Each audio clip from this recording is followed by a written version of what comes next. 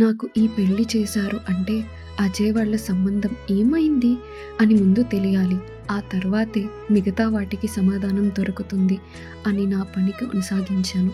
మొదట నా ప్రశ్నలకి సమాధానం దొరకాలంటే అమ్మ నాన్న దగ్గరికి వెళ్తే వాళ్ళు సరిగ్గా ఏమీ చెప్పరు.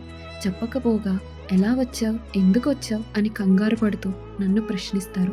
కిషోర్ మామని అడుగుదామంటే నమ్మకం కుదరడం లేదు. ఇంకా ఎవరిని అడగాలి అని ఆలోచిస్తుంటే పెళ్ళిళ్ళ పెద్ద ఆయన గుర్తుకు వచ్చాడు. క్షణం ఆలస్యం చేయకుండా వాళ్ళ ఇంటికి దారి పట్టాను. 15 నిమిషాల్లో ఇల్లు చేరుకున్నాను.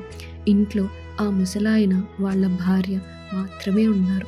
నన్ను చూసి ఇలా వచ్చావా అమ్మా అంటూ పలకరించారు.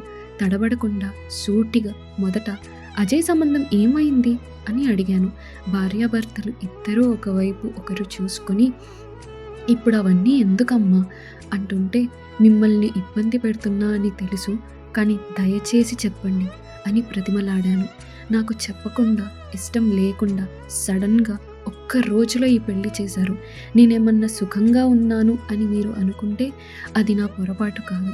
నాకు ఈ పెళ్ళి ఎందుకు చేశారు అని కనీసం కారణమైనా తెలుసుకోవాలి కదా. లేకుంటే ముఖం పైన చీకొట్టిన వాడే నా మెడలో ఎందుకు తాళి కట్టాడో తెలియక సతమతమవుతున్నా అని నా పరిస్థితి వివరించా. అప్పటికీ వాళ్ళ ముఖంలో నాపై జాలి తప్ప నోట్లో నుండి సమాధానం రావడం లేదు. నేను వెనక్కి తిరిగి వచ్చేస్తుంటే బయట వరకు వచ్చిన పెద్దాయన, ఆ పెద్దాయన ద్వారా అయినా స్వేచ్ఛ నిజం తెలుసుకోగలదంటారా? చూద్దాం. ప్లీజ్ లైక్ చేయండి.